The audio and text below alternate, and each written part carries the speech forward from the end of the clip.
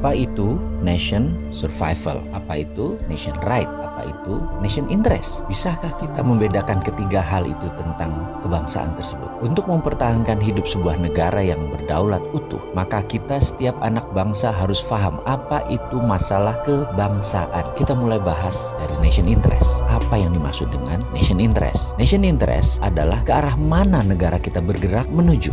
Sebentar, kita ini jangan-jangan ditanya nation itu apa, state itu apa, atau dalam bahasa Indonesia bangsa itu apa, negara itu apa, nggak ngerti ngebedainnya. Betul ya? Masih bingung? Kita bahas lebih dalam. Bangsa Indonesia itu jadi lebih dulu dari negara Indonesia. Bangsa Indonesia itu jadi lebih dahulu ketika Sumpah Pemuda tahun 1928 dengan mengatakan berbangsa satu, bangsa Indonesia. Maka sejak saat itu jadilah bangsa Indonesia. Sementara negaranya, negara Indonesia baru jadi setelah 17 Agustus 1945.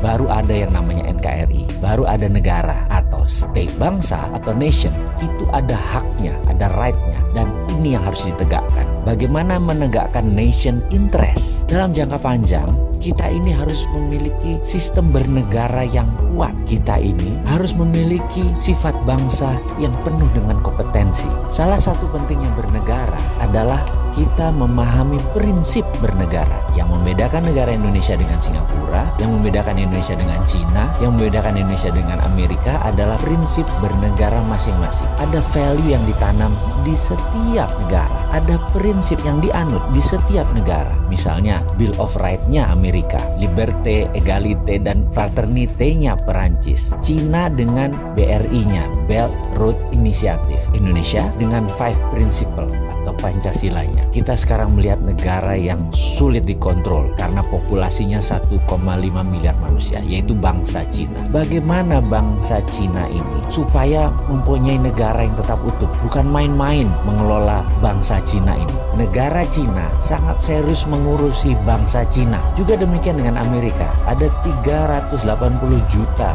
bangsa Amerika yang terdiri dari multiras, bukan suku loh, ras dan etnik. Ada 100 kali. Amerika adalah negara imigran. Indonesia rasnya sedikit. Ada Melanesia, Polinesia, dan Melayu. Jadi suku bangsanya kita banyak. Dan yang unik adalah 89% beragama Muslim. Sehingga Indonesia bisa dikatakan dengan 267 juta jiwa, 89%-nya adalah Muslim. Indonesia adalah negara Muslim terbesar di dunia. Jadi bagaimana membuat negara kita ini utuh terus sampai akhir zaman? Saya teringat sebuah sesi dikala saya masih aktif di sebuah lembaga negara urusan pertahanan. Kami diperlihatkan, ditontonkan film dokumenter yang sangat menarik. Film ini adalah bagaimana Cina membangun doktrin bernegara masuk ke bawah sadar anak-anak bangsa Cina. Diperlihatkan melalui kamera CCTV di video tersebut di sebuah tempat penitipan anak. Karena kala itu banyak sekali suami istri yang bekerja di Cina dan anak sematawayangnya dititipkan di tempat penitipan anak milik negara.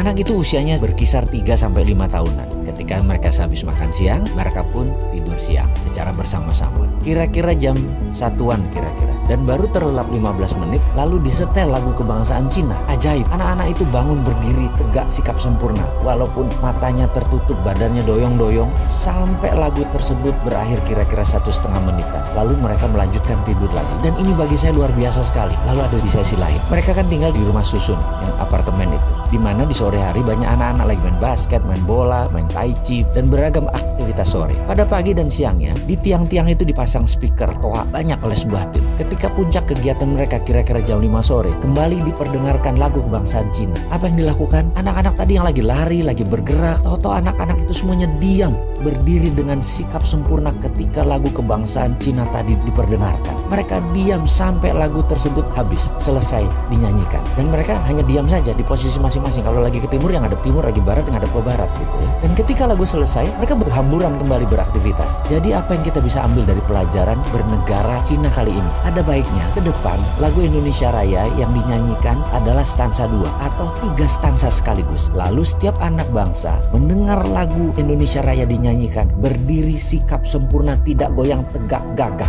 sampai lagu itu selesai. Inilah strategi survival of the nation. Keberlangsungan kehidupan berbangsa dan bernegara adalah perjuangan jangka panjang. Membentuk karakter ini kita harus membangun dengan semangat yang gigih militan, yaitu diawali dengan sikap sempurna mendengarkan lagu Indonesia Raya.